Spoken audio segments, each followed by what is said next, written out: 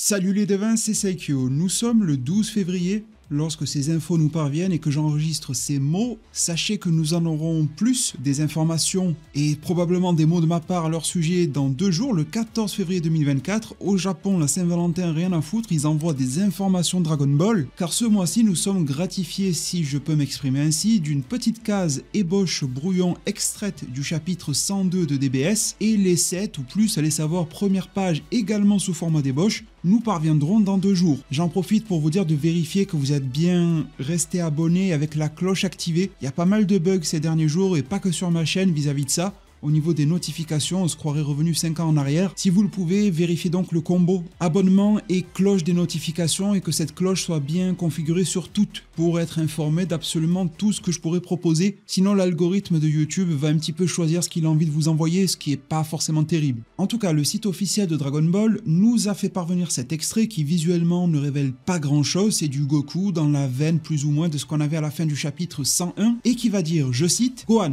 Le ki de tout à l'heure était impressionnant. Évidemment, sous-entendu donc, le ki que Gohan venait de déployer sous sa forme Beast lorsqu'il a eu un gros coup de colère et surtout qu'il a pété un câble face à Carmine, numéro 15, qui a priori, à ses yeux, était de retour pour de nouveaux kidnappés Pan.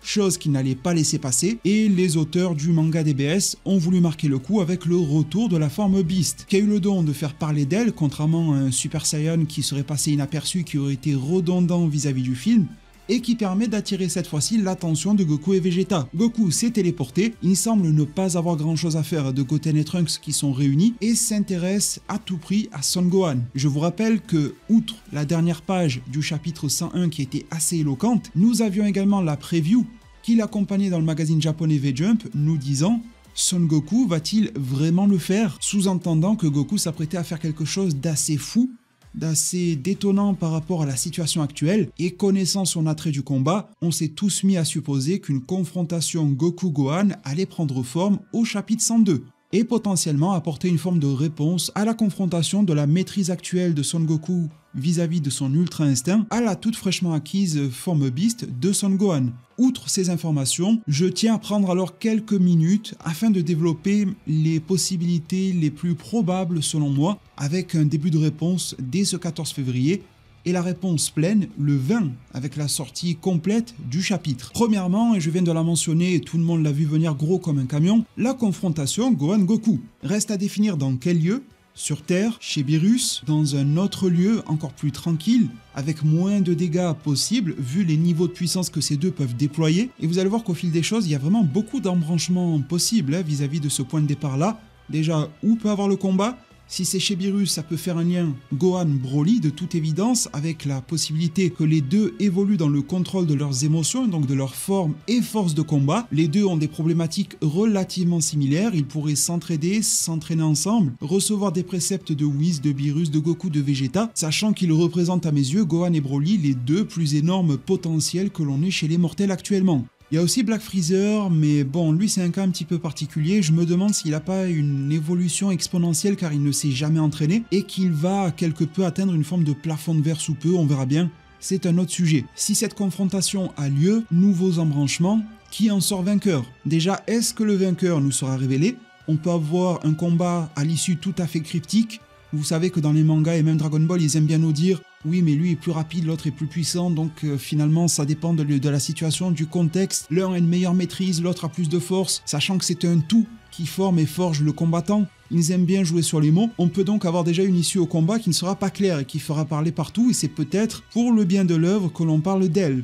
Ils peuvent prendre un choix tout à fait assumé, celui de l'expérience et de la maîtrise du côté de Son Goku, avec un Gohan qui cède à ses émotions et qui vient tout juste de débloquer la forme. C'est quand même important de se rappeler que Goku nage dans les eaux de l'Ultra Instinct depuis un bon moment, que sa puissance de base ne cesse d'évoluer aussi, tandis que Gohan était bien rouillé, et que même s'il est capable de prodiges, il se peut que l'expérience de Goku soit valorisée et que Gohan n'arrive pas à toucher une seule fois Son Goku. Que celui-ci ne rétorque pas, mais qu'il se contente d'esquiver, mais que vis-à-vis d'une certaine phase du combat, Gohan puisse encore plus péter un câble, que son ki soit explosif, impressionne Goku, ce qui le mènerait sur la piste de l'entraînement avec Broly, pour que Gohan soit un réel guerrier accompli dans sa forme Beast. L'issue tout à fait opposée, c'est que Gohan met une grosse raclée à Goku Ultra Instinct. Malgré ses capacités d'esquive, de concentration, de calme et d'apaisement, ça ne suffit pas. la bête prend le dessus, nous démontre qu'elle était supérieure à Cellmax, mais potentiellement à Goku Ultra Instinct, à Broly, à Moro Merus absorbé, et qu'elle joue déjà cette fameuse bête de Son Gohan dans la cour, pourquoi pas, d'un Gas après le vœu formulé, d'un Granola également post-vœu, voire même d'un Black Freezer à les savoir, ce qui serait quand même assez étonnant. La foire d'empoigne complète serait que Gohan débarque sur la planète de Beerus, batte Goku, Vegeta est intéressé, passe en Ultra Ego et se fait battre par Son Gohan, et pourquoi pas Broly ensuite. Et de là, Gohan trônerait par-dessus absolument tout le monde, même si ça me semble quand même un peu contraire à l'écriture du personnage, notamment en parallèle de celle de Broly. Les deux ont un potentiel dément, mais l'ont-ils vraiment atteint pleinement? Non. Donc voir Broly ou Gohan siéger actuellement en tant que numéro 1, vis-à-vis de toutes les autres caractéristiques qui forgent un combattant de renom, potentiellement pas. En tout cas, mon point de vue, c'est plutôt que les auteurs prendraient l'issue cryptique, nous laisserait dans le doute. Goku tirerait quelques cartes intéressantes, Gohan aussi. Ça ferait parler tous les fans, que ce soit au Japon, aux États-Unis, en Occident, en Afrique, que le débat reste pleinement ouvert, car c'est partiellement ce qui continue de faire vivre Dragon Ball sur le réseau. Mais il y a une direction vers laquelle je voudrais bien amener le débat aussi. Je trouve qu'on en parle peu. C'est l'hypothèse dans laquelle Gohan n'affronte pas Son Goku. Ça me semble être tout à fait une possibilité. Que le combat semble s'amorcer avec les deux qui se transforment ou non. D'ailleurs, Gohan peut-il se transformer à volonté en Beast? Il y a débat sur ça. Le Beast est apparu vraiment comme un cheveu sur la soupe dans le film face à Cellmax, croyant que Piccolo Orange était mort. D'ailleurs, je suis en train de me dire que de toute évidence, Piccolo n'était pas mort vu qu'il était resté sous sa forme orange. On sait que les guerriers rétrogradent de transformation lorsqu'ils frôlent ou atteignent la mort dans Dragon Ball. Ça aurait pu être un indice, mais bon, dans le feu de l'action, je comprends Gohan, mais c'était suite à un regain de diverses émotions qui ont réveillé cette bête en lui. Idem, par rapport à Carmine et numéro 15, il avait peur que le cauchemar se reproduise. C'était certes démesuré dans sa présentation en chapitre 101, mais c'est ce qui l'a poussé. On n'a à ce jour pas encore vu Gohan activer la forme Beast de lui-même, en étant calme et serein.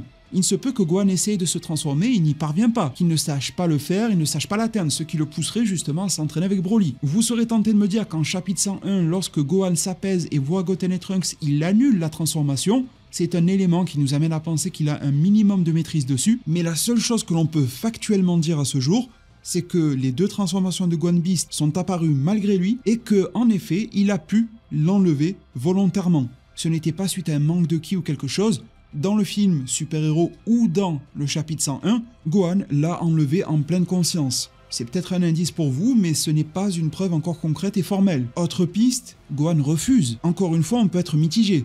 À l'issue du film, on a un Gohan qui a pris conscience qu'il peut s'avérer être le seul protecteur de la Terre sur place, qu'il peut être le seul capable de déployer la puissance nécessaire, qu'il a une fille à protéger, qu'il a un monde à protéger quand Goku et Vegeta ne sont pas là, qu'il ne peut pas se reposer sur eux.